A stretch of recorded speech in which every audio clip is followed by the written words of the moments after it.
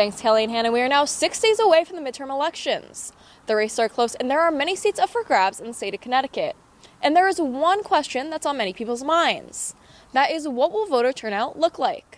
Early voting totals in at least 17 states have already surpassed the 2014 turnout. Based on predictions last week, voter turnout this midterm election may reach its highest in 50 years. The last midterm election in 2014 had the lowest voter turnout in 70 years, with just 36.4% of eligible voters voting, according to PBS.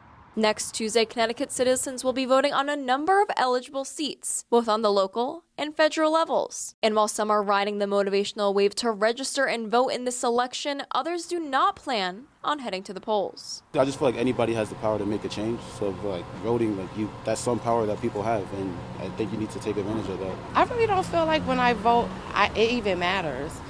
So I stopped voting a long time ago. Candidates in the state level say this election is more important than ever. For Josh Elliott, Democrat incumbent state representative, a House majority will mean that changes will finally start being made.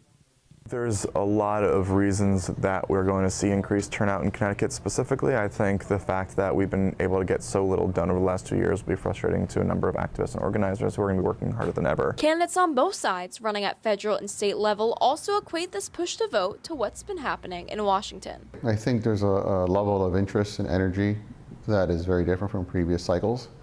I think a lot of that is driven by what's happening in Washington. Connecticut is always put in that unique situation versus the rest of the country where you have some states that are thriving, and a lot of it's anti-Trump. I mean, it's a lot of the people are running on the anti-Trump movement. But I think most politics are local.